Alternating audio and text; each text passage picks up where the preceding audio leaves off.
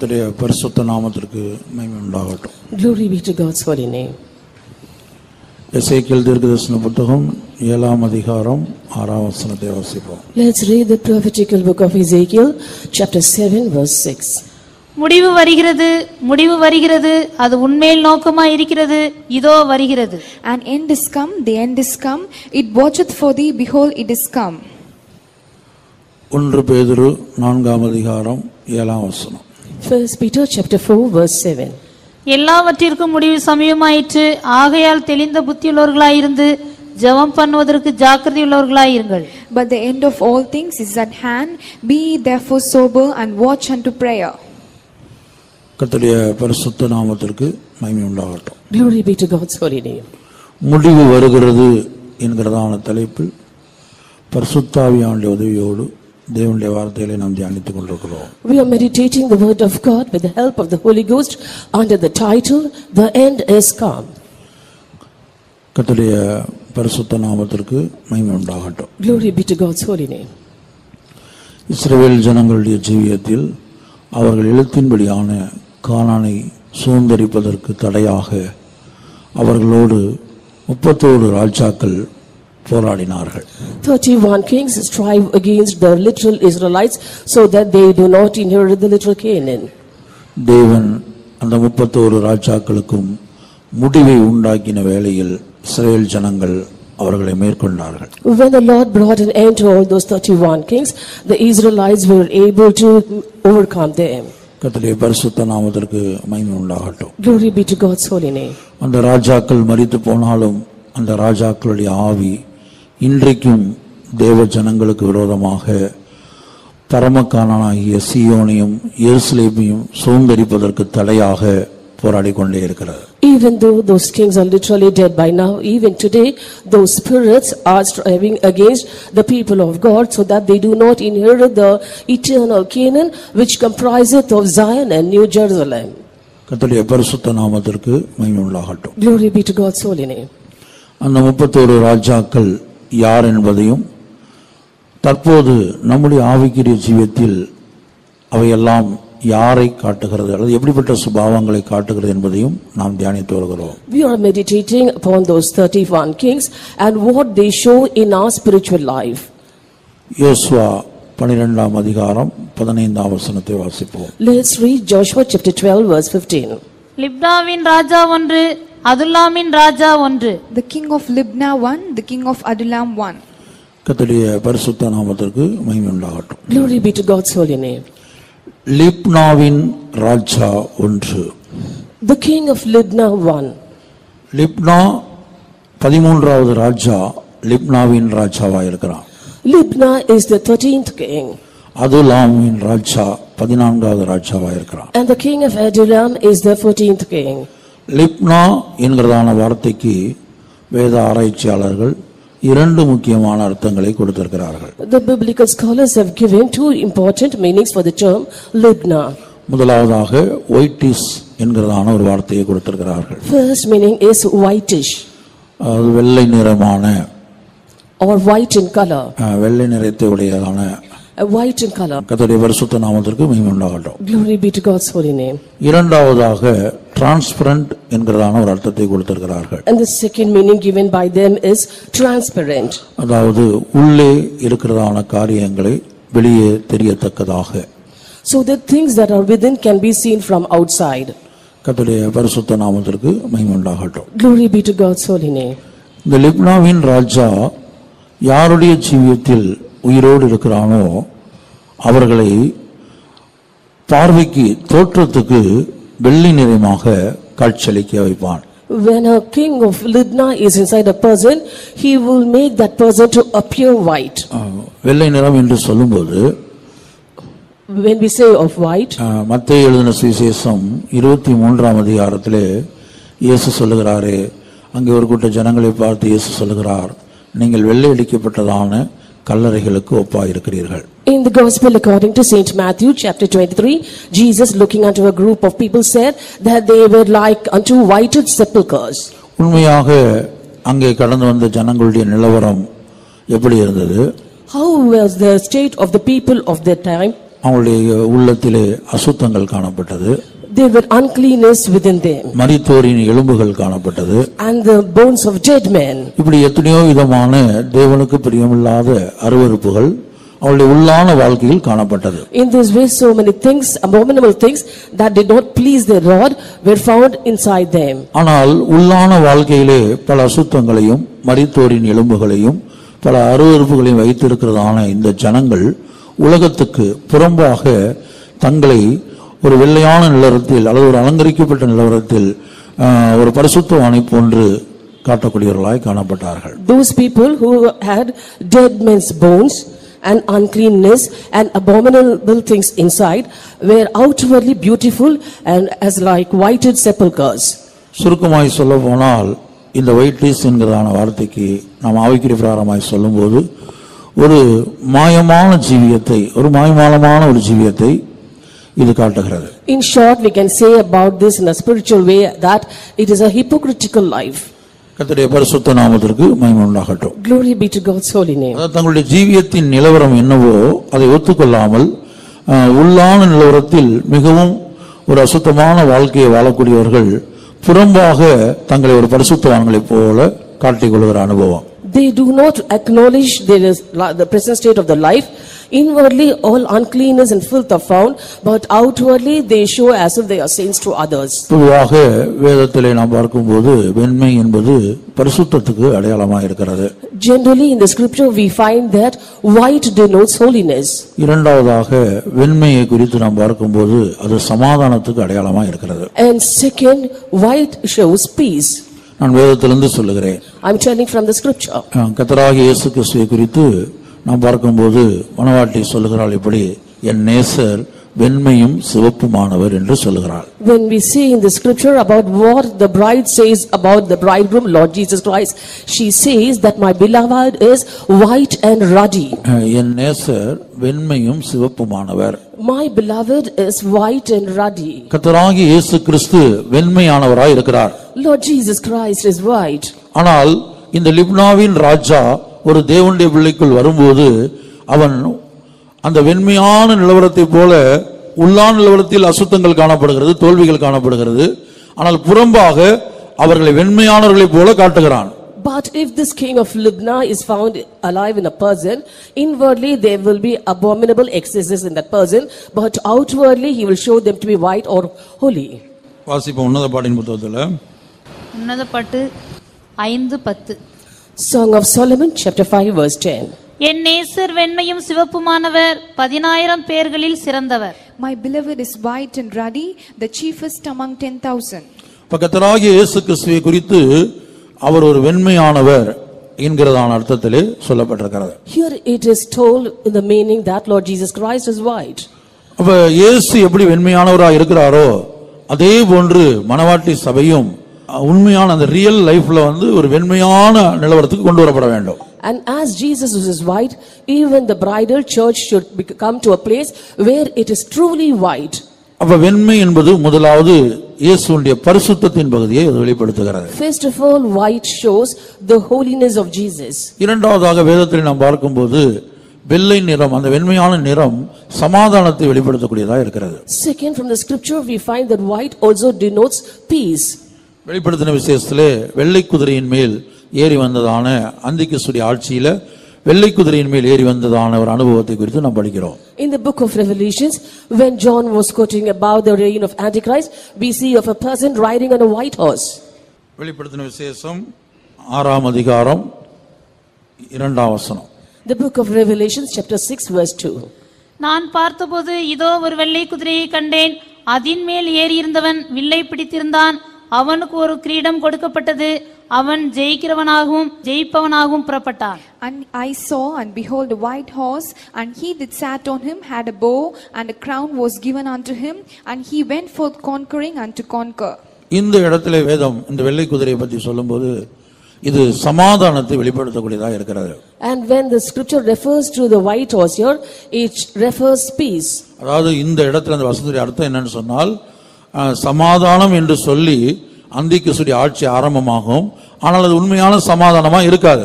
Here it refers that the Antichrist reign will begin promising peace to everybody, but it won't be a true peace. கர்த்தருடைய பரிசுத்த நாமத்துக்கு மகிமை உண்டாகட்டும். Glory be to God's holy name. அப்ப இந்த லிப்னா என்கிற ராஜாவின் முதல் அர்த்தம் ஒயிட்டிஸ் என்பதாகும், வெள்ளை நிறமானது. Therefore the first meaning of the term Libna is whitish. வெண்மையானது. It is white. அப்ப இந்த வெண்மையானது என்று சொல்லும்போது முதலாவதாக கர்த்தராகிய இயேசு கிறிஸ்து அவருடைய பரிசுத்தம் வெண்மைக்கொப்பாக வர்ணிக்கப்படுகிறது.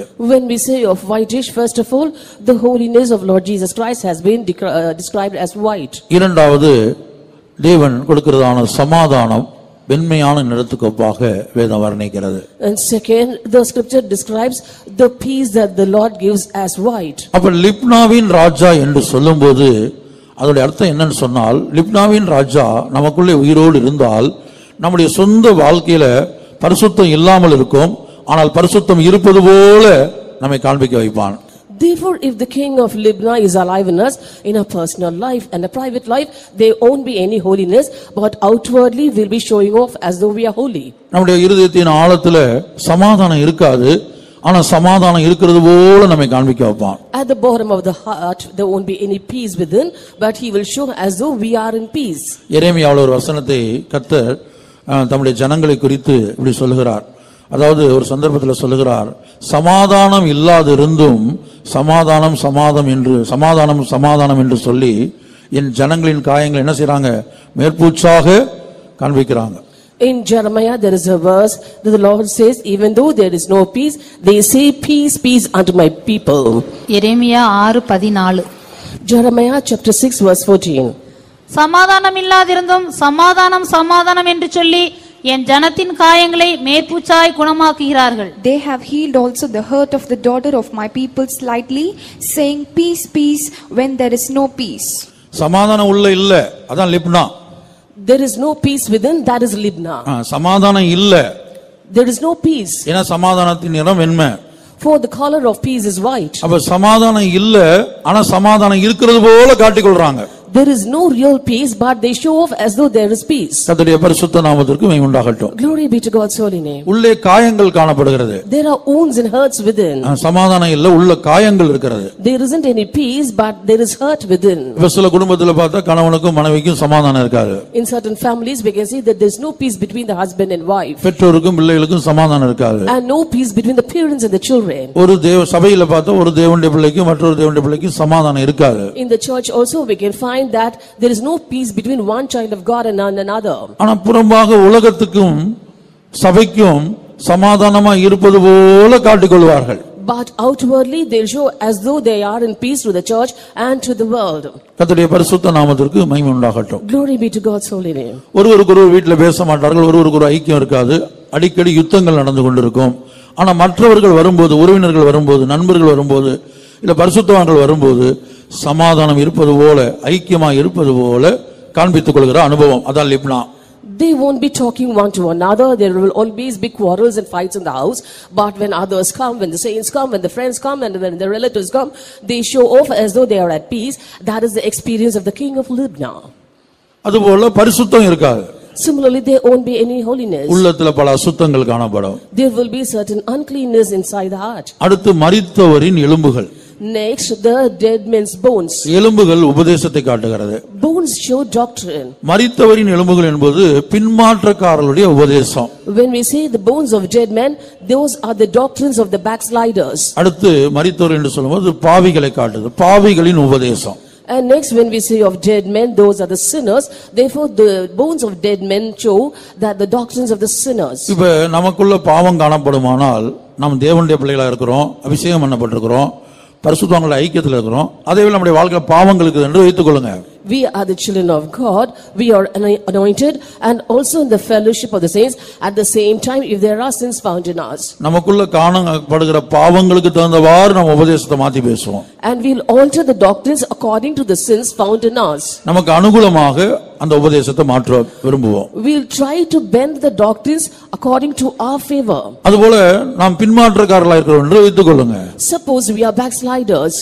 தேவனுடைய சபையில் இருக்கிறோம், ஆனா ஒரு இருதயத்துல ஒரு பின்மாற்றம் இருக்குது. We are present in the church of God, but in our heart we are in a backslidden state. கூட்டங்களுக்கெல்லாம் வருகிறோம், we attend all the meetings, ஆனா இருதயத்துல பின்மாற்றம், but backsliding in the heart. அப்ப நமக்குள்ள இருக்கிற பின்மாற்றத்துக்கு தகுந்தவாறு அந்த உபதேசத்தை நாம் மாற்றுவோம். And so we'll bend the doctrines according to the backsliding that's found in us. நம்முடைய வசதிக்கு ஏற்றவாறு உபதேசங்களை பேசுவோம். We'll talk the doctrines according to our facilities or comforts. ஆகவே தான் ஒரு சந்தர்ப்பத்தில் பவுல் இப்படி சொல்லுகிறார், இந்த உபதேசத்தை நானாவது வானத்திலிருந்து வரக்கூடிய ஒரு தூதனாவது இத மாற்றி பேசினால் அவன் சபிக்கப்பட்டவன் சொல்றார். That is why St. Paul in a place says, if I or someone or even an angel comes from heaven and changes this gospel, let him be cursed. நானாவது என்று சொல்லுகிறார். He says it may be even me. ஒருவேளை ஒரு தேவனுடைய பிள்ளை நல்லா ஜீவிக்கும்போது உபதேசத்துக்காக வைராக்கியமா இருப்பார்கள். ஒருவேளை அவங்களுக்குள்ள பின்மாற்றம் வரும்போது உபதேசத்தை மாற்றி பேச ஆரம்பிப்பார்கள், தங்களுடைய வசதிக்கு ஏற்றபடி பேச ஆரம்பிப்பார்கள்.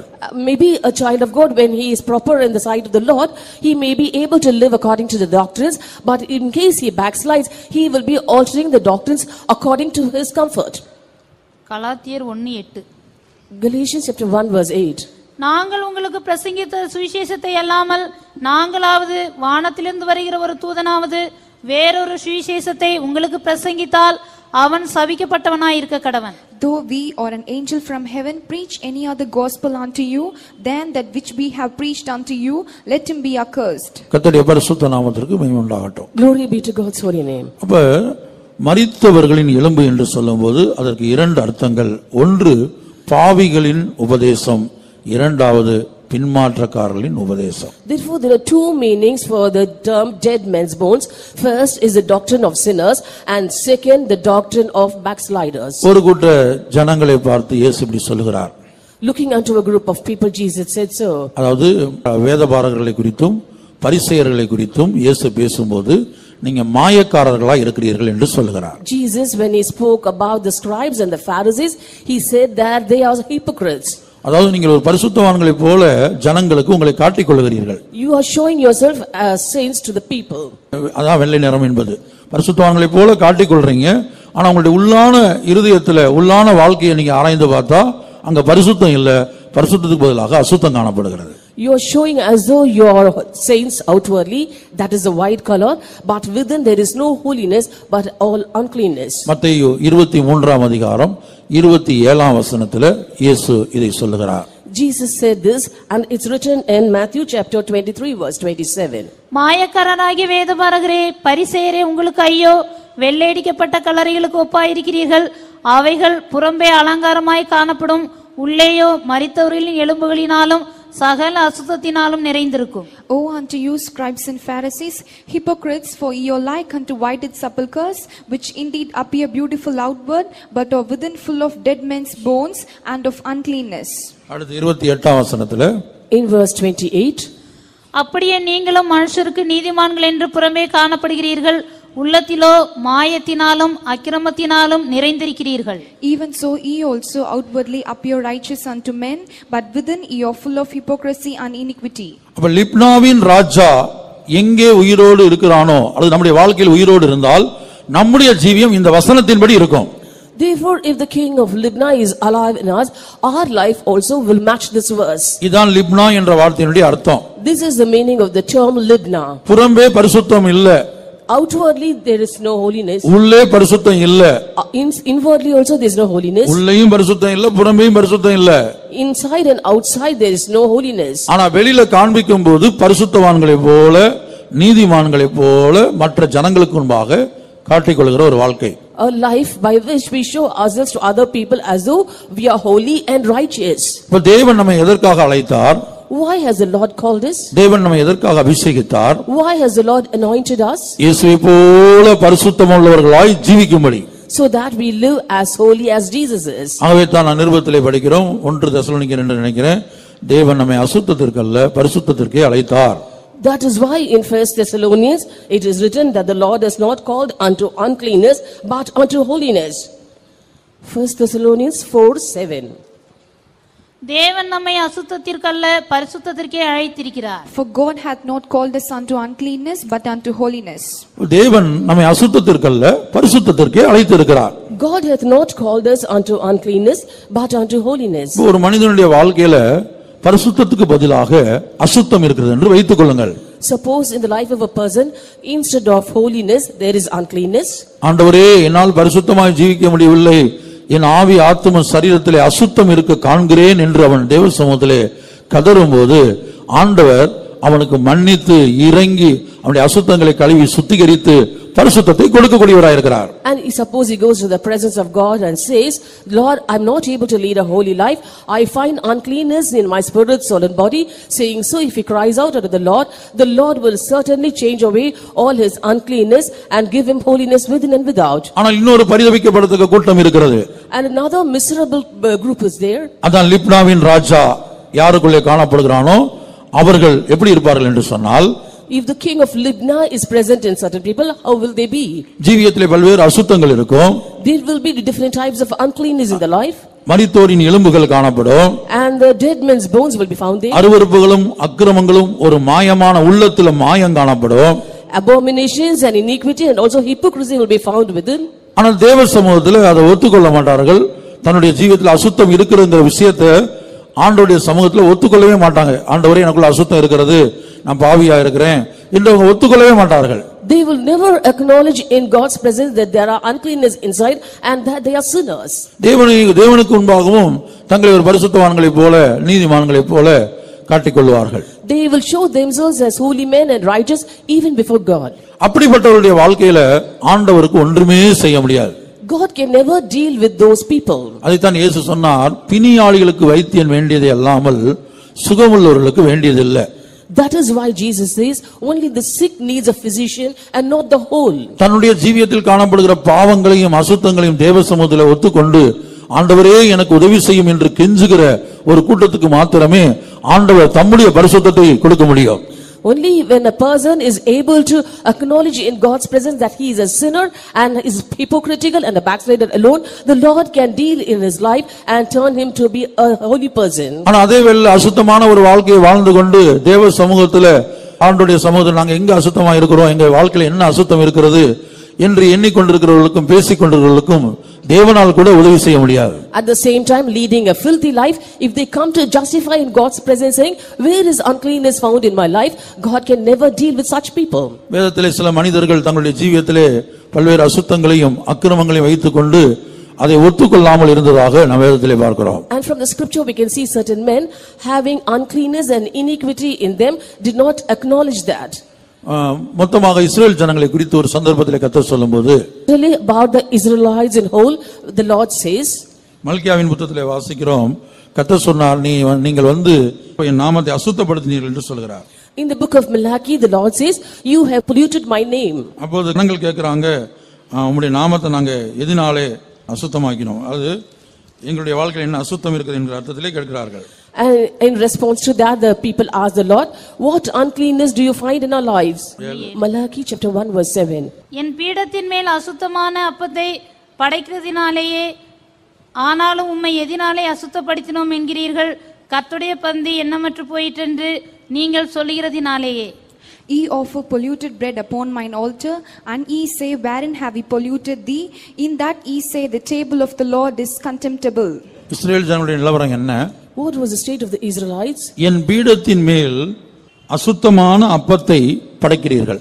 Ye offer polluted bread upon mine altar. கர்த்தர் சொல்றார், என் பீடத்தின் மேல் நீங்க அசுத்தமான அப்பத்தை படைத்துக் கொண்டிருக்கிறீங்க. The Lord says, you are offering polluted bread upon mine altar. ஆனா ஜனங்க கர்த்தர்ட்ட கேக்குறாங்க, எதினாலே நாங்கள் உம்மை அசுத்தப்படுத்தினோம்? But the people are asking the Lord, wherein have we polluted thee? ஆனாலும் உம்மை எதினாலே அசுத்தப்படுத்தினோம் என்கிறீர்கள். Wherein have we polluted thee? கர்த்தருடைய பரிசுத்த நாமத்துக்கு மகிமை உண்டாகட்டும். Glory be to God's holy name. தங்களுடைய ஜீவியத்திலே அசுத்தங்களை வைத்துக்கொண்டு அதை ஒத்துக்கொள்ள முடியாதவர்கள், those who have uncleanness in their life and are not able to acknowledge it. கர்த்தரிடத்திலே நாங்கள் பரிசுத்தமாய் இருக்கிறோம், நீதியாய் நடக்கிறோம் என்று தங்களை காண்பிக்கக்கூடியவர்கள். They are the ones who show themselves to the Lord as though they are holy and are walking righteously. கர்த்தருடைய பரிசுத்த நாமத்திற்கு மகிமை உண்டாகட்டும். Glory be to God's holy name. அப்ப லிப்னாவின் ராஜா என்றாலுடைய அர்த்தம் என்ன என்பது விளங்குகிறதா? Are you able to understand the meaning of the term the king of Libna? முதலாவது லிப்னா என்று சொல்லும்போது வெண்மையானது அல்லது வெள்ளை நிறமானது என்று நாம் பார்த்தோம். We saw that the first meaning for the term Libna is whitish. கர்த்தராகிய இயேசு கிறிஸ்துவின் நிறம் வெண்மையாயிருக்கிறது. The color of Lord Jesus Christ is white. மணவாட்டி சொல்கிறார், என் நேசர் வெண்மையும் சிவப்புமானவர். The bride says, my beloved is white and ruddy. வெண்மை என்பது இயேசுடைய வெண்மை என்பது அவருடைய பரிசுத்தத்தின் பகுதியை காட்டுகிறது. சிவப்பு என்பது அவருடைய பிரதிஷ்டையின் பகுதியையும் அவர் பட்ட பாடுகளின் பகுதியையும் காட்டுகிறது. The white color of Jesus shows his holiness, and he is ruddy is written that shows his sufferings. இயேசுவை போல நாம் நம்முடைய ஜீவியத்தில் வெண்மை உள்ளவர்களாய் மாற வேண்டும். We have to become white in our lives as Jesus was. ஆனால் லிப்னாவின் ராஜா நமக்குள்ளே உயிரோடு இருப்பான் என்று சொன்னால், இயேசுவை போல வெண்மையாய் மாறுவதற்கு பதிலாக வெண்மை இல்லாமல் நமக்குள்ள வெண்மை இல்லாமல் இருக்கும்போதே வெண்மை இருப்பதை போன்று நம்மை காண்பிக்க வைப்பான். Therefore, if the king of Libna is alive in us, when we want to become white as Jesus, even though it is not found in our lives, we will be showing off outwardly that we are white. அதாவது நம்முடைய சொந்த வாழ்க்கையில் அசுத்தங்கள் காணப்படும். That is, there will be filth in our personal life. மரித்தோரின் எலும்புகள் காணப்படும். And dead men's bones will be found. மாயத்தினாலும் கொள்ளையினாலும் உள்ளது நிறைந்திருக்கும். Our heart will be filled with hypocrisy and excess. ஆனால் நம்மை ஒரு வெண்மையான நிலவரத்திலே அவன் காண்பிக்க வைப்பான். இவ்வளவு உள்ள இருக்கும், ஆனா வெளியில மற்றவங்களுக்கு நம்மை ஒரு பரிசுத்தவான்களை போல நீதிமான்களை போல நம்மை காண்பிக்க வைப்பான். அதுதான் லிப்னாவின் அனுபவம். Having all this within, he will make us to expose ourselves as holy and righteous men. This is the experience of the king of Libna. இரண்டாவதாக வெள்ளை நிறம் என்பதற்கு சமாதானம் என்று நான் சொன்னேன். I told you that the second meaning for white is peace. தேவன் சமாதானத்தின் தேவன் என்று அழைக்கப்படுகிறார். Our God is being called as a God of peace. அவர் சமாதானத்தின் தேவன். He is a God of peace. நம்முடைய தேவன் கலகத்திற்கு தேவன் அல்ல என்று வேதம் சொல்லப்பட்டிருக்கிறது. Scripture says that our God is not the author of confusion. கலகத்திற்கு தேவனாயிராமல் என்று நாம் வாசிக்கிறோம் நிருபத்திலே. In the epistle we read that he is not a God or he is not the author of peace. அந்த லிப்னாவின் ராஜா உயிரோடு இருந்தா என்ன நடக்கும்னா, நமக்குள்ள பல கலகம் இருக்கும், உள்ளத்துல பயங்கர யுத்தம் இருக்கும், சமாதானம் இருக்காது. சமாதானம் இல்லாதிருந்தும் நமக்குள்ள சமாதானம் இருக்கிறது போல நம்மை காண்பிக்க வைப்பான். அதான் லிப்னாவின் அனுபவம். But if the king of Libna is present within us, we will be having confusion within, and there won't be any peace at all, but he will be showing outwardly that there is peace. அதுதான் எரேமியாவில் நாம் படித்தோம். கர்த்தர் நம்முடைய ஜனங்களை பார்த்து சொல்கிறார், அவங்களுக்குள்ள சமாதானம் இல்லாதிருந்தும் ஜனங்களுக்குள்ள சமாதானம் இல்ல, உள்ளத்துல பல காயங்கள் இருக்குது, ஆனா என்ன செய்றாங்க, சமாதானம் இருக்கிறது என்று சொல்லி காட்டிக் கொள்கிறார்கள். That is why in Jeremiah we saw that it is written, there is no peace at all, there are hurt and wounds inside, but yet they are telling there is peace and peace. கர்த்தருடைய பரிசுத்த நாமத்திற்கு மகிமை உண்டாகட்டும். Glory be to God's holy name. அடுத்தபடியாக வெள்ளை நிறம் என்று சொல்லும்போது, the next term for whitish is, அப்போஸ்தலர்களை நான் வாசிக்கிறோம். அப்போஸ்தலர் நடவடிக்கைகளை வாசிக்கும்போது, when we go through the Acts of Apostles, அப்போஸ்தலர் 23 அதிகாரத்தில் பரிசுத்த பவுல் என்ன சொல்கிறார் என்று சொன்னால், வெள்ளை அடிக்கப்பட்ட சுவரே என்று அழைக்கிறார். அப்போஸ்தலர் 23:3. In Acts of Apostles chapter 23 verse 3, Saint Paul calls a person as a whited wall. அப்பொழுது பவுல் அவனை பார்த்து, வெள்ளையடிக்கப்பட்ட சுவரே, தேவன் உம்மை அடிப்பார். நியாயப்பிரமாணத்தின்படி என்னை நியாயம் விசாரிக்கிறவராய் உட்கார்ந்திருக்கிற நீர் நியாயப்பிரமாணத்திற்கு விரோதமாய் என்னை அடிக்கச் சொல்லலாமா என்றான். Then said Paul unto him, God shall smite thee, thou whited wall, for sittest thou to judge me after the law? Thou commandest me to be smitten, and contrary to the law. இங்கே வெண்மை நிறம் எதை காட்டுகிறது? Here it is written of a whited wall. What does the white here show? லிப்னாவின் ராஜா நமக்குள்ள உயிரோடு இருந்தால் நம்முடைய ஜீவியம் இப்படித்தான் இருக்கும். If the king of Libna is alive in us, our life also will be in similar fashion. எப்படி இருக்கும்? How will it be? மற்றவர்களுக்கு நியாயம் விசாரிக்கக்கூடிய இடத்துல, நியாயம் சொல்லக்கூடிய இடத்துல, நியாயம் பேசக்கூடிய இடத்துல நாம் இருப்போம், நியாயம் பேசிக் கொண்டிருப்போம். ஆனா அந்த நியாயம் என்ன இருக்காது? உண்மையான ஒரு நியாயமா இருக்காது. அநியாயத்தை நியாயத்தை போல பேசிக் கொண்டிருப்போம். We will be sitting in the judgment seat and will be judging others liberally, but there won't be any justice in that.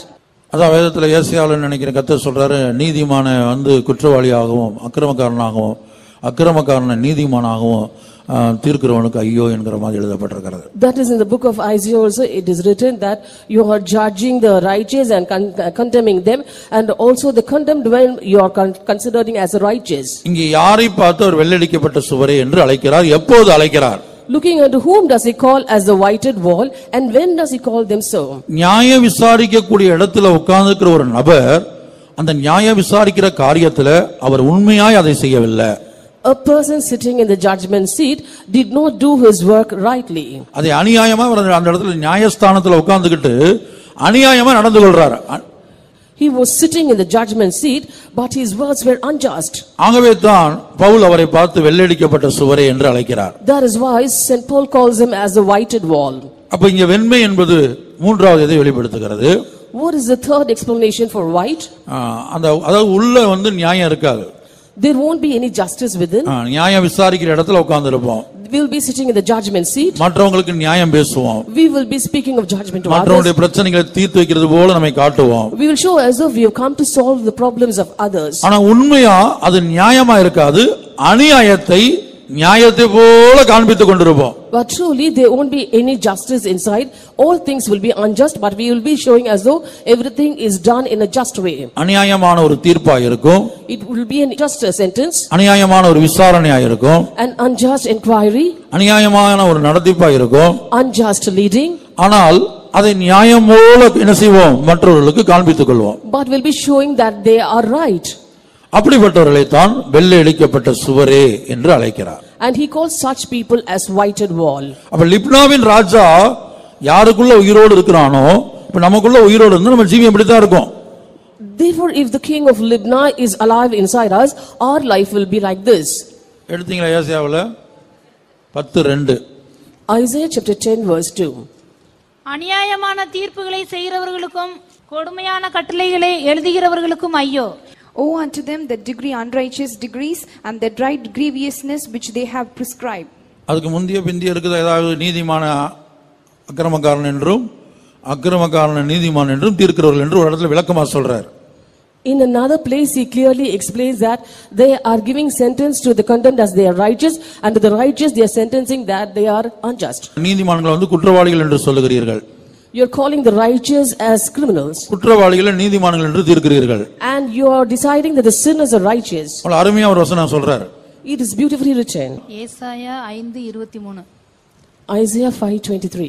பரிதானத்திற்காக குற்றவாளியை நீதிமானாக தீர்த்து நீதிமானின் நியாயத்தை அவனுக்கு விரோதமாய் புரட்டுகிறவர்களுக்கு ஐயோ. Which justify the wicked for reward and take away the righteousness of the righteous from him. நீதிமான குற்றவாளிகளாக தீர்க்கிறீர்கள். You justify the righteous as a wicked one. கர்த்தருடைய பரிசுத்த நாமத்துக்கு உண்டாகட்டும். Glory be to God's holy name. அதுபோல குற்றவாளிகளை நீதிமான்களா தீர்க்கிறது. And similarly you justify the wicked as a righteous. நியாயஸ்தானத்துல உட்கார்ந்து இருக்கிறவங்க செய்யற காரியம் இது. These are the things done by the people who sit on the judgment seat. அப்ப இங்க கர்த்தர் சொல்றார் நீங்க பரிதானம் வாங்கி அதுக்காக செய்றீங்க அப்படினு சொல்றார். Here the Lord says you are receiving a reward for this. ஏதோ லஞ்சம் வாங்குறது, நன்கொடை வாங்குறது, டொனேஷன் வாங்குறது இப்படி ஏதாவது ஒண்ணு வாங்கிட்டு என்ன செய்றாங்க? நல்லவங்களை கெட்டவங்களாகவும் நல்லவங்களை குற்றவாளிகளாகவும் அல்லது நீதிமான்களை குற்றவாளிகளாகவும் குற்றவாளிகளை நீதிமான்களாகவும் மாற்றி விடுகிறார்கள். You receive bribe or receive a donation or something of that sort and judge the righteous as wicked and the wicked as righteous. கர்த்தருடைய பரிசுத்த நாமத்திற்கு மகிமை உண்டாகட்டும். Glory be to God's holy name. இதுதான் இந்த ஒயிட்டிஸ் என்கிறதான அல்லது லிப்னா என்கிற ராஜாவின் அனுபவமா இருக்கிறது. This is the experience of Whitish or the experience of the king of Libnah. லிப்னாவின் ராஜா நமக்குள்ள வந்தா என்னெல்லாம் செய்வாங்கறது நான் சொல்றேன். Let me tell you what will the king of Libnah when he comes inside us will do. முதலாவது நமக்குள்ள அசுத்தம் காணப்படும்போது, First of all, when there is filth within us, மரித்தோரின் எலும்புகள் காணப்படும்போது, when there are the bones of dead men found inside us. மரித்தோரின் எலும்புகளுக்கு ரெண்டு அர்த்தம் சொல்லிக்க, ஒன்னு பாவிகளுடைய உபதேசம், இன்னொன்று பின்மாற்றக்காரருடைய உபதேசம். I gave you two meanings for the term dead men's bones. First is the doctrine of the sinners and next the doctrine of the backsliders. அப்ப நமக்குள்ள மரித்தோரின் எலும்புகள் இருக்கிறது, நமக்குள்ள அசுத்தம் இருக்கிறது. ஆனா நம்ம என்ன செய்வோம்? இந்த லிப்னாவின் ராஜா உயிரோடு வந்து என்ன செய்வான்னா, நமக்குள்ள அசுத்தம் இருக்கும்போது நம்மை ஒரு பரிசுத்தவானாக மற்றவர்களுக்கு காண்பிக்க வைப்பான். We will have the bones of dead men inside us and uncleanness inside us. But if the king of Libnah is alive in us, he will show ourselves as though we are holy, even though all uncleanness are found within. அப்ப லிப்னாவின் ராஜாவுக்கு தேவன் முடிவு உண்டாக்கும்போது என்ன சம்பவிக்கும்? When the Lord brings an end to the king of Libnah, what will happen? இந்த லிப்னாவின் ராஜாவுக்கு தேவன் நம்முடைய வாழ்க்கையில் ஒரு முடிவு உண்டாக்கினால், If the Lord brings an end to the king of Libnah in our lives, நமக்குள்ளே போராடிக் கொண்டிருக்கிற லிப்னாவின் ராஜாவுக்கு ஆண்டவர் ஒரு முடிவு உண்டாக்கும் போது என்ன சம்பவிக்கும்? what will happen when the Lord brings an end to the king of Libnah who is striving against us now? நமக்குள்ள இருக்க அசுத்தங்கள் எல்லாம் மாற்றப்பட்டு இயேசுவை போல நாமும் உண்மையான பரிசுத்தவான்களாக காணப்படுவோம். All the uncleanness and filth from us will be removed and we will also become holy as Jesus is. எப்படி என் நேசர் வெண்மையும் சிவப்புமானவர் என்று சொல்லக்கூடிய இடத்தில் அவர் காணப்பட்டாரோ, as our beloved was found in a place from where we were able to call him as white and ruddy, மணவாளனும் என் உத்தமி வெண்மையானவள் அவள் பரிசுத்தமானவள் சுத்தமானவள் என்று சொல்லக்கூடிய இடத்துக்கு நம்முடைய ஜீவியம் கடந்து வரும். our bridegroom also will be able to then call us as my love, my undefiled and my holy one. ஆகவே தான் மணவாட்டிக்கு கொடுக்கப்பட்ட வஸ்திரத்தை குறித்து நாம் வெளிப்படுத்தல படிக்கும்போது அது சுத்தமும் பிரகாசமான வஸ்திரம் என்று எழுதப்பட்டிருக்கிறது. That is why in the book of Revelations we read about the garment given to the bride as it is clean and white, fine linen. அந்த பரலோகத்தில் உள்ள சேனைகளை குறித்து படிக்கும்போதும் அவர்கள் வெண்மையானவர்கள் என்று நாம் படித்தோம். And when we saw about the heavenly armies also, we saw that they are white. இயேசு மாத்திரமல்ல வெண்மையானது, Jesus alone is not white. அவருடைய மணவாட்டி சபையும் கூட வெண்மையாய் மாற வேண்டும். His bridal church also should turn white. வெளிப்படுத்தல் 19:14. Revelation chapter 19 verse 14. பரலோகத்தில் உள்ள சேனைகள் வெண்மையும் சுத்தமான மெல்லிய வஸ்திரம் தரித்தவர்களாய் வெள்ளை குதிரைகளின் மேல் ஏறி அவருக்கு பின் சென்றார்கள். And the armies which were in heaven followed him upon white horses, clothed in fine linen, white and clean. கர்த்தராகிய இயேசு கிறிஸ்து எப்படி வெண்மையும் சிவப்புமானவராய் இருக்கிறாரோ, as Lord Jesus Christ is white and ruddy, அதுபோல அவர் தம்முடைய மணவாட்டியையும் வெண்மையான ஒரு இடத்துக்கு கொண்டு வருகிறார். similarly he brings his bride also to a place where she becomes white. தனக்குள்ளே காணப்படுகிற அதே வெண்மையை அதே பரிசுத்தத்தை கர்த்தராகிய இயேசு கிறிஸ்து தன்னுடைய மணவாட்டிக்கும் கொண்டு வருகிறார், மணவாட்டிக்குள்ளே உருவாக்குகிறார். Lord Jesus Christ forms the same whiteness that is found in him and also his own holiness in his bride which he is going to bring along with him. ஆகவே மணவாளனாகிய கிறிஸ்துவின் நிறம் மாத்திரமல்ல வெண்மை, அவருக்கு மணவாட்டியாய் வரக்கூடியதான சபையினுடைய நிறமும் அந்த பரிசுத்தவானுடைய நிறமும் வெண்மையே. Therefore Lord Jesus Christ is white, and not only our Lord Jesus Christ but also his bridal church which he will be bringing along is white. ஆகவே தான் பரலோகத்தில் உள்ள சேனைகளை குறித்து இயேசுவின் ரகசிய அவர்கள் எடுத்துக்கொள்ளப்பட்ட பரிசுத்தவான்களை குறித்து நாம் படிக்கும்போது அவர்கள் வெண்மை என்று நாம் படித்தோம். That is why when we saw about the heavenly armies, that is the saints that Jesus Christ will be gathering during his secret coming is white. கர்த்தருடைய பரிசுத்த நாமத்துக்கு மகிமை உண்டாகட்டும். Glory be to God's holy name. ஆனா இந்த லிப்னா ராஜா உயிரோடு இருந்தால் நமக்குள்ள வெண்மை இல்லாது இருக்கும்போது அல்லது உள்ளத்துல பரிசுத்தம் இல்லாமல் இருக்கும்போது ஜீவியத்தில் பரிசுத்தம் இல்லாமல் இருக்கும்போது நாம் என்ன செய்வான்? ஒரு பரிசுத்தவானை போல வெண்மை உள்ளவர்களை போல காண்பிக்க வைப்பான். Therefore, if the king of Libnah is present inside us, even though we aren't white, he will show off that we are white in color and there is holiness in us. சிலரை பொறுத்த வரைக்கும் அவர்கள் தேவனிடத்திலே அப்படி தங்களை காண்பிப்பார்கள். And certain people will show themselves as white or holy people even before God. இஸ்ரவேல் ஜனங்கள் கேட்டது போல நாம எதிலே அசுத்தப்படுத்தினோம்? As the Israelites asked the Lord, wherein have we polluted thee? என்கிட்ட அப்படி என்ன அசுத்தம் இருக்கிறது? And what pollution did you find in us? என்று கேட்டது போல. As they asked so. ஆகவே லிப்னாவின் ராஜாவுக்கு முடிவு வரும்போது, therefore when an end comes to the king of Libnah, தேவன் நம்முடைய ஜீவியத்திலே காணப்படுகிற இந்த லிப்னாவின் ராஜாவுக்கு முடிவை கொண்டு வரும்போது, when the Lord brings an end to the king of Libnah which is found in our lives, அசுத்தத்தை வைத்துக்கொண்டு நாம் நம்மை வெண்மையானவர்களாய் காண்பிக்காமல், keeping uncleanness within, we will not be showing as we are clean outside.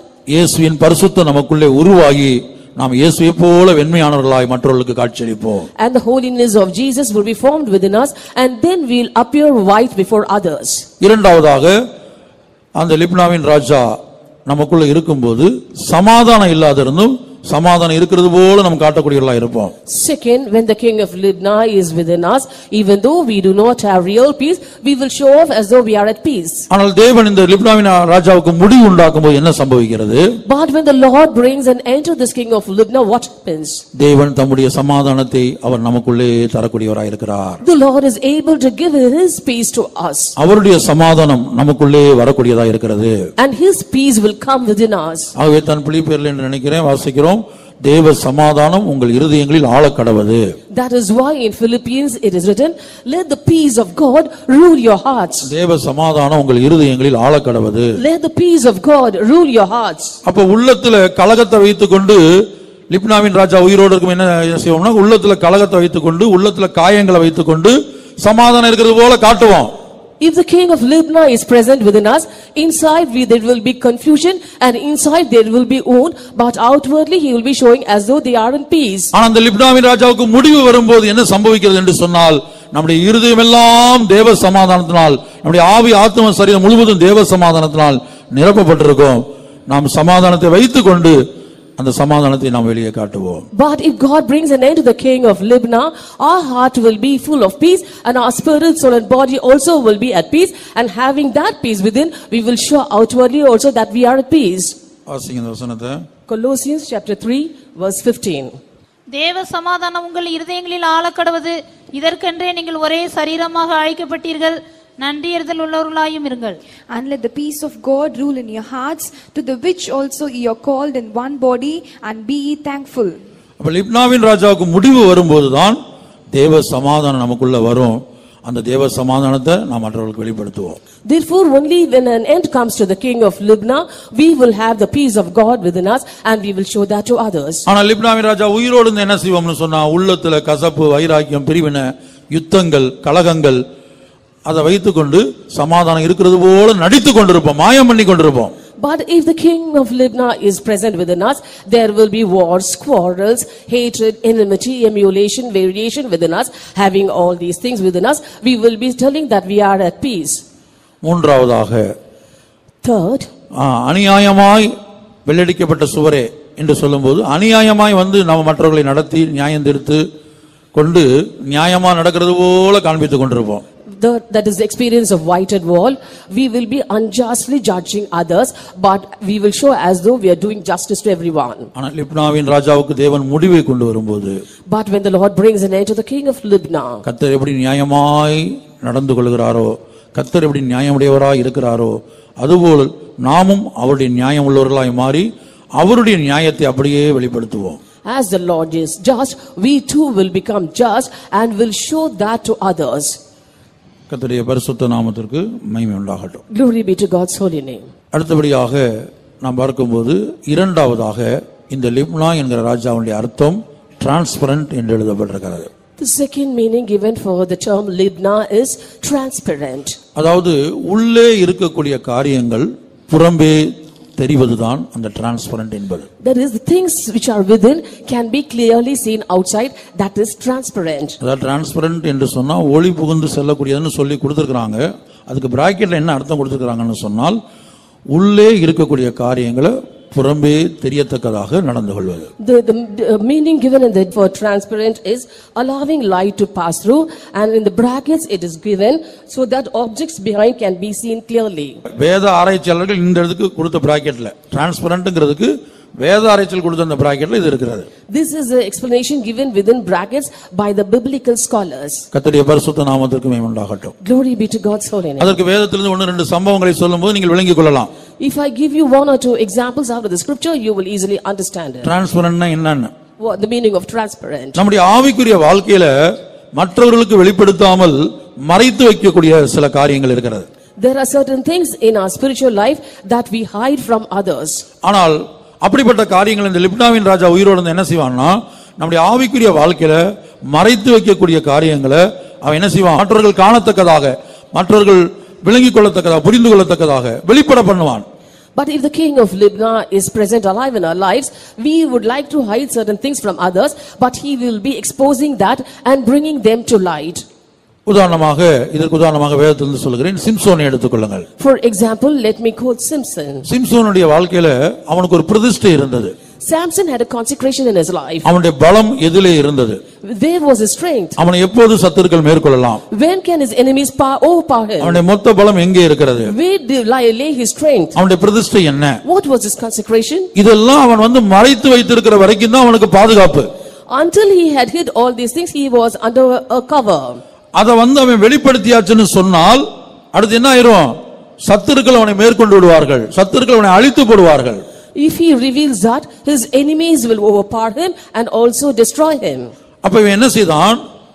தன் இருதயத்தை எல்லாம் என்ன செஞ்சான்? அந்த தெளிலாளுக்கு உள்ள இருக்கக்கூடிய அந்த மறைந்து இருக்கக்கூடிய காரியங்களை டிரான்ஸ்பரண்ட் என்று சொல்லக்கூடிய அளவுக்கு உள்ள இருக்கிற எல்லாவற்றையும் ஒன்றையும் மறைக்காம ஒரு சந்தர்ப்பத்தில் தெலீலாளுக்கு வெளிப்படுத்தி கொடுத்து விட்டான். And his heart became transparent before Delilah, and therefore he opened up the heart and poured out everything that was within him to Delilah.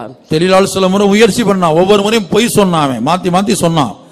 Initially Delilah was trying it out and he had hidden it and he was lying to her. ஆனா கடைசில அவ என்ன செய்தாள்? போராடி அந்த உள்ளத்தில் இருக்கிற மறைந்து இருக்கிற அந்த பிரதிஷ்டையின் ரகசியத்தை அவ வாங்கி கொண்டாள். She struggled and finally she achieved it. She had learned the secret of his consecration. இந்த லிப்னாவின் ராஜா நமக்குள்ள உயிரோடு இருந்தால் சிம்சோன் தெலீலாளுக்கு முன்பாக எதை செய்தானோ தன்னுடைய அந்த ரகசியத்தை, அந்த தன்னுடைய பலத்தை, தன்னுடைய பிரதிஷ்டையின் ரகசியத்தை அப்படியே மறைத்து வைக்காமல் வெளிப்படுத்தினது போல நாமும் மறைத்து வைக்க வேண்டிய காரியங்களை, நம்முடைய ஜீவியத்தில் மறைத்து வைக்க வேண்டிய பகுதிகளை மற்றவர்களுக்கு வெளிப்படுத்திக் கொண்டிருப்போம். If the king of Libnah is present inside us, we too, like Samson, will become transparent and will be revealing all the secrets that ought not to be revealed to others, and we won't be reticent. நியாயாதிபதிகள் 16ஆம் அதிகாரம் 17ஆம் வசனத்தில் சிம்சோன் தன்னுடைய உள்ளத்தில் உள்ள எல்லாவற்றையும், தன்னுடைய இருதயத்தை முழுவதையும் வெளிப்படுத்தினதை நாம் பார்க்கிறோம். In the book of Judges, chapter 16, verse 17, we see that Samson had revealed all his heart to Delilah. தன் இருதயத்தை எல்லாம் அவளுக்கு வெளிப்படுத்தி, சவரகன் கத்தி என் தலையின் மேல் படவில்லை. பாருங்க, சொல்றான் பாருங்க, சவரகன் கத்தி என் தலையின் மேல் படவில்லை. He says, there hath not come a razor upon mine head. நான் என் தாயின் கற்பத்தில் பிறந்தது முதல் தேவனுக்கென்று நசரேயனானவன். என் தலை சிரைக்கப்பட்டால் என் பலம் என்னை விட்டு போம். அதனாலே நான் பரிச்சயமாகி மற்ற எல்லா மனுஷரை போலுமாவேன் என்று அவளிடத்தில் சொன்னான். That he told her all his heart and said unto her, there hath not come a razor upon mine head, for I have been a Nazarite unto God from my mother's womb. If I be shaven, then my strength will go from me, and I shall become weak and be like any other man. கர்த்தருடைய பரிசுத்த நாமத்திற்கு மகிமை உண்டாகட்டும். Glory be to God's holy name. என்ன சொல்றான்? தன்னுடைய பலம், தன்னுடைய பிரதிஷ்டையின் பலம் எங்க இருக்குங்கறத, அந்த ரகசியத்தை இப்ப தெலீலாளுகிட்ட வெளிப்படுத்தியாச்சு. Now he has revealed the secret of his strength and the consecration to Delilah. அதனால என்ன சம்பவித்தது? What was the outcome? Samson சத்துருக்களுக்கு முன்பாக, அந்த பெலிஸ்தியருக்கு முன்பாக தோல்வியை சந்தித்தான். And Samson faced defeat before his enemies, the Philistines. அவனுடைய முடிவு பரிதாபமாய் முடிந்தது. And his end was miserable. அவனுடைய கண்கள் பிடுங்கப்பட்டது. His eyes were gouged out. அவனை விலங்கு போட்டார்கள் அவனுக்கு. They chained him. இப்படியாக அவனுடைய முடிவு பரிதாபமாக முடிந்ததாக நாம் பார்க்கிறோம். We see that in this way his end was miserable. மற்றவர்களுக்கு ஒரு வேடிக்கை பொருளாக அவன் மாறி போனான். He became a gazing stock to others. சத்துருக்கள் எந்த அளவுக்கு சிம்சோனை கண்டு பயந்தார்களோ அதே சிம்சோனை பார்த்து இப்போது அவர்கள் வேடிக்கை காண்பித்துக் கொண்டிருக்கிறார்கள். To the extent the enemies initially feared Samson, to that extent to now they had made Samson a sport. கர்த்தருடைய பரிசுத்த நாமத்திற்கு மகிமை உண்டாகட்டும். Glory be to God's holy name. அடுத்தபடியாக இதற்கு உதாரணமாக நான் பார்க்கும்போது எசேக்கியா ராஜாவை குறித்து சொல்லுகிறேன். I'll give you the second example as King Hezekiah. எசேக்கியா ராஜா என்ன செய்தான் என்று சொன்னால், பாபிலோனில் இருந்து அந்த பிரபுக்கள் வந்தபோது மறைத்து வைக்க வேண்டிய பகுதிகளை, ஒரு ராஜா, ஒரு தேசத்தின் ராஜா மறைத்து வைக்க வேண்டிய காரியங்களை எல்லாம் அந்த பாபிலோனின் பிரபுக்களுக்கு அவன் வெளிப்படுத்தக்கூடியவனாய் காண்பித்தான். King Hezekiah was the king of a land, and he had showed or revealed all the things that had to be hidden to the princes and nobles who came from Babylon to visit him. தீர்க்கதரிசி வந்து கேட்கிறார் ராஜாவினிடத்துல, அவர்கள் உம்முடைய வீட்டில் என்னத்தை பார்த்தார்கள் என்று கேட்டபோது இவன் சொல்லுகிறான், நான் காண்பியாத பொருள் ஒன்றுமே இல்லை, எல்லாவற்றையும் காண்பித்தேன். When the prophet came and asked him, what were the things that you showed to those visitors, he answered saying, there was nothing that I hid from them, I showed them all I had. ஏசாயா தீர்க்கதரிசன புத்தகம் 39ஆம் அதிகாரம் 4ஆம் வசனம். The prophetical book of Isaiah chapter 39 verse 4. அப்பொழுது அவன் உம்முடைய வீட்டில் என்னத்தை பார்த்தார்கள் என்று கேட்டான். அதற்கு எசேக்கியா, என் வீட்டில் உள்ளதெல்லாவற்றையும் பார்த்தார்கள், என் பொக்கிஷங்களில் நான் அவர்களுக்கு காண்பியாத பொருள் ஒன்றும் இல்லை என்றான். Then said he, what have they seen in thine house? And Ezekiel answered, all that is in mine house have they seen. There is nothing among my treasures that I have not shewed them. மறைத்திருக்க வேண்டிய காரியங்களை, மறைத்து வைத்திருக்க வேண்டிய காரியங்களை எல்லாவற்றையும் வெளிப்படுத்தி கொடுத்ததாக நாம் பார்க்கிறோம். Here we see that he had showed everything which ought not to be shown. அதனால சம்பவித்தது என்ன? What was the outcome? கர்த்தர் சொல்லுகிறார் தீர்க்கதரிசியை கொண்டு, எதையெல்லாம் நீ காண்பித்து கொடுத்தாயோ, யாருக்கு காண்பித்து கொடுத்தாயோ அவர்கள் வந்து எல்லாவற்றையும் கொண்டு போவார்கள்.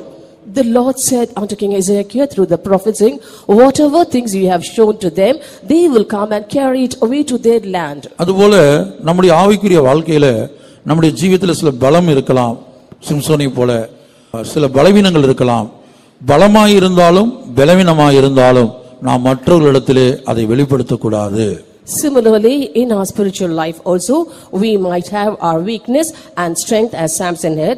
Be it weakness or strength, we should not reveal it to others. இப்ப நீங்க ஃப்ரெண்ட்ஸுகளை கவனித்து பார்த்தீங்கன்னா, தாய் தகப்பன்கிட்ட சொல்லாத காரியத்தை என்ன செய்வாங்க, சிலர் மறைத்து வைக்க வேண்டிய பகுதிகளை ஃப்ரெண்ட்ஸ்கிட்ட ரொம்ப ஷேர் பண்ணிட்டு இருப்பாங்க சிலர்.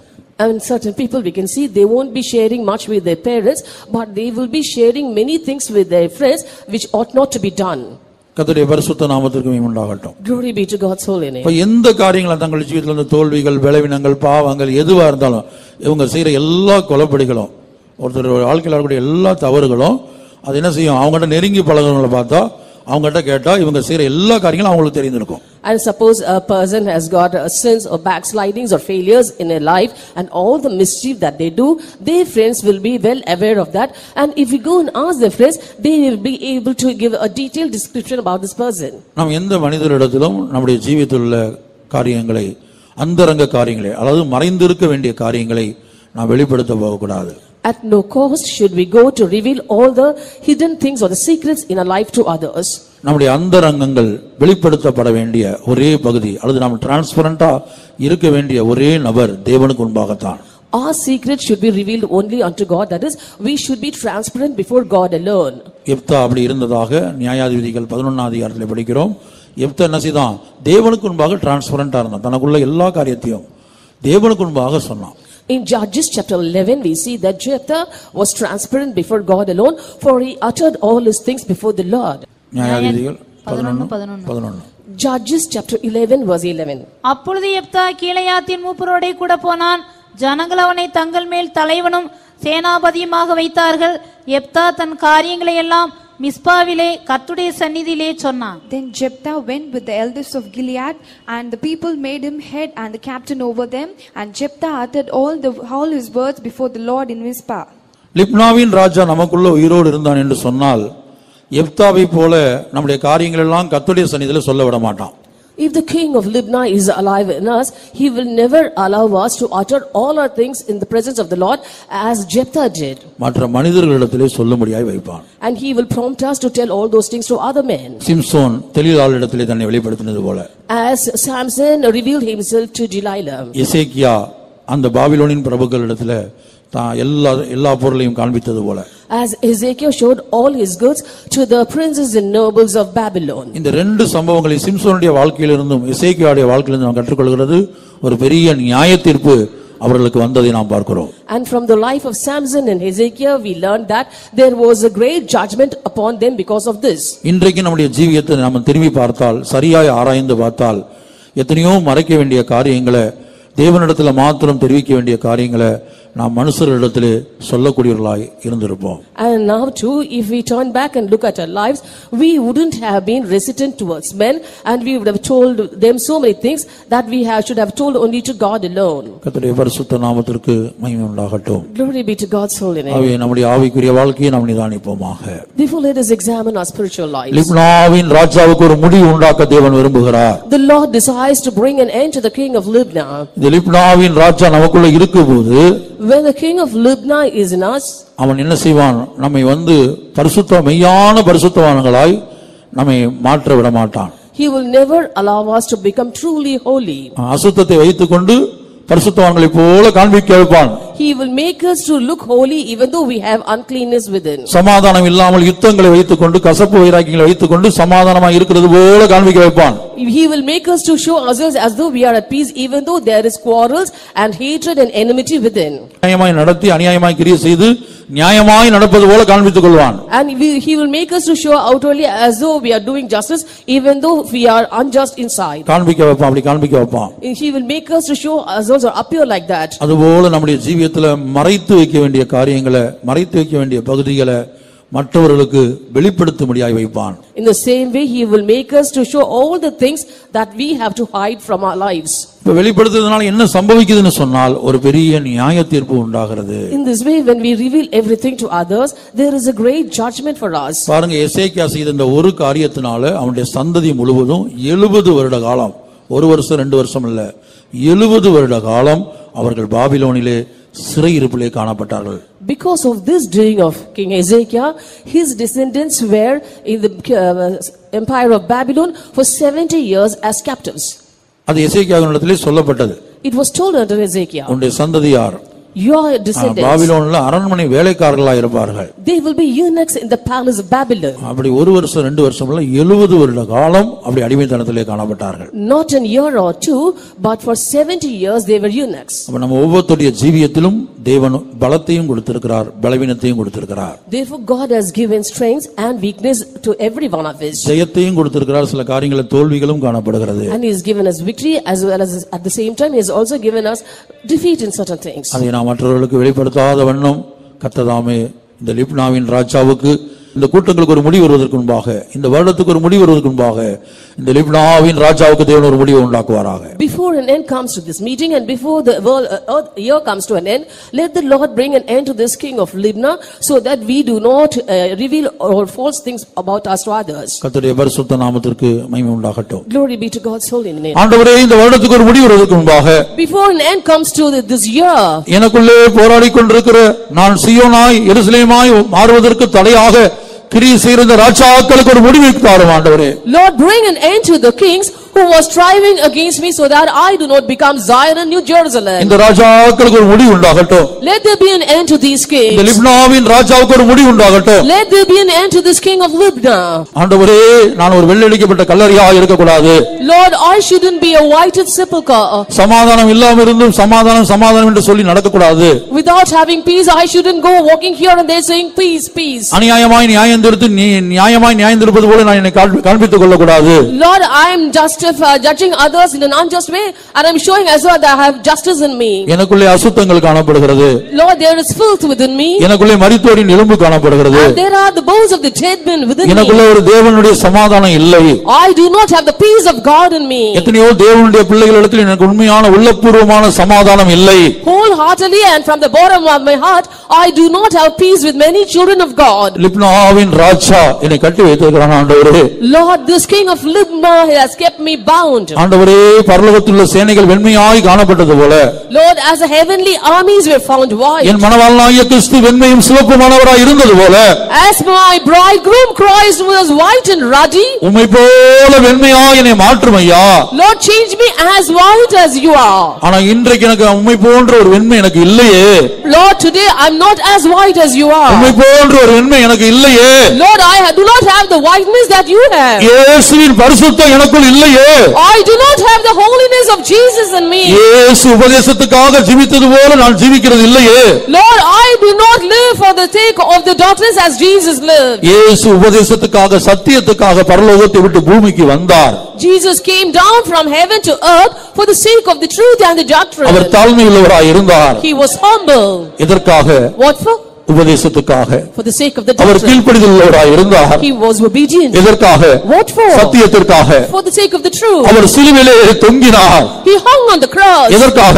What for? சத்தியத்திற்காக. For the truth. அவருடைய முகத்திலே காரி துப்பினார்கள். He was spat upon. அதை சந்தோஷமாய் சகித்தார். He gladly endured. எதற்காக? What for? சத்தியத்துக்காக. For the truth. இயேசுவே, நீ சத்தியத்துக்காக ஜீவித்தது போல. Lord, as he lived for the sake of the truth. ஆகவே தான் இயேசு இப்படி சொல்கிறார் தன்னுடைய முடிவு நேரத்தில். That's why at his end Jesus spoke so.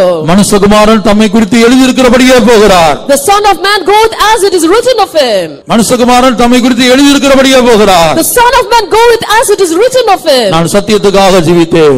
I lived for the sake of the truth. நான் சத்தியத்துக்காக மரித்தேன். I'm dying for the sake of the truth. இதுதான் இயேசுவின் அனுபவம். This is the experience of Jesus. ஆனால் இன்றைக்கு நமக்குள்ள மரித்தோரின் எலும்பு காணப்படுகிறது. But today the bones of dead men are found in கிறிஸ்துவின் him. எலும்பு அல்ல. Not the bones of Jesus. 2 யோவான்ல படிக்கிறோம், கிறிஸ்துவின் உபதேசத்தில் நிலைத்திராமல் மீறி நடக்கிற எவனும் தேவனை உடையவன் அல்ல. In 2 John we see that those who do not live by the doctrines of Christ are not of God. 2 யோவான் 9-10 வசனங்களை படிக்கிறோம், கிறிஸ்துவின் உபதேசத்திலே நிலைத்திராமல் மீறி நடக்கிற எவனும் எவனும் தேவனை உடையவன் அல்ல. In 2 John 9:10 it is written, whosoever transgresseth and abideth not in the doctrine of Christ hath not God. இன்றைக்கு கிறிஸ்துவின் எலும்பு நமக்குள் இருக்கிறதா? Today do we have the bones of Christ? இல்லை மரித்தோரின் எலும்பு நமக்குள்ளே காணப்படுகிறதா? Or do we have the bones of the dead men inside us?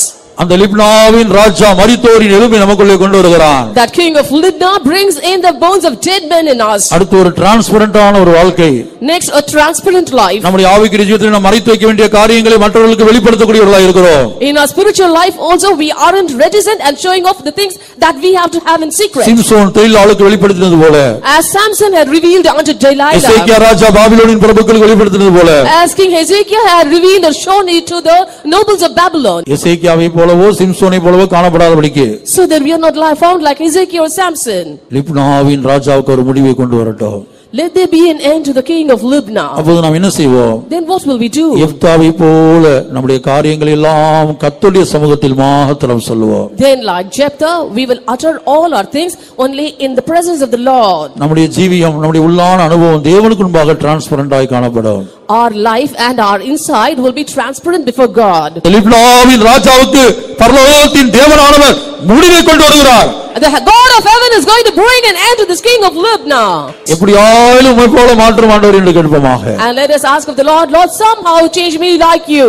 எப்படியாயிலும் உம்மை போல மாற வேண்டும். Somehow I should become like you. உம்மை முகமுகமாய் சந்திக்க வேண்டும். I have to see you face to face. உம்முடைய பரிசுத்தம் எனக்குள்ள உண்டாக வேண்டும். And your holiness should be formed in me. உம்முடைய சமாதானம் எனக்குள்ள உண்டாக வேண்டும். Your peace should be formed in me. உம்முடைய சுபாவங்கள் எனக்குள்ள உண்டாக வேண்டும். Your divine nature should be formed in me. என்னுடைய அந்தரங்கம் எல்லாம் உமக்கு மாத்திரம் நான் சொல்ல வேண்டும். Lord, I must tell out all my secrets only to you. என்னுடைய ஜீவிதத்தில் உள்ள ஜெயமும் தோல்வியும் பலமும் பலவீனமும் சகலமும் உமக்கு மாத்திரம் நான் சொல்ல வேண்டும். Lord, all my victories and my defeats in my life, my strength and my weakness, I should tell to you alone.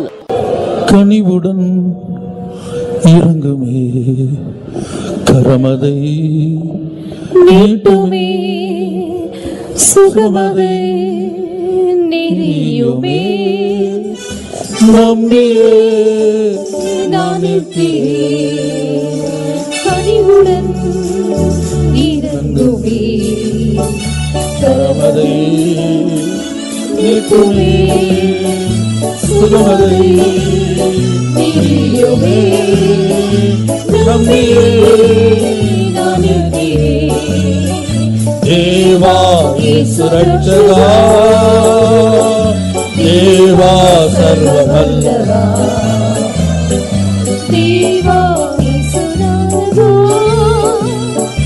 தேவாதி தேவா மானேசரே தேவாதி தேவா மானேசரே கனிவுடன் இறங்குமே கரமதை நீட்டுமே சுகமதை நெறியுமே நம்பியே நானிக்கிறே கனிவுடன் இறங்குமே ஆமென். கரமதை இல்ல சோதா நீட்டுமே சுகமதை நெறியுமே நம்பியே நானிக்கிறே தேவா இயேசு ரட்சகா தேவா சர்வவல்லவா தேவா இயேசு நாயகா தேவாதி தேவா மானேசரே தேவாதி தேவா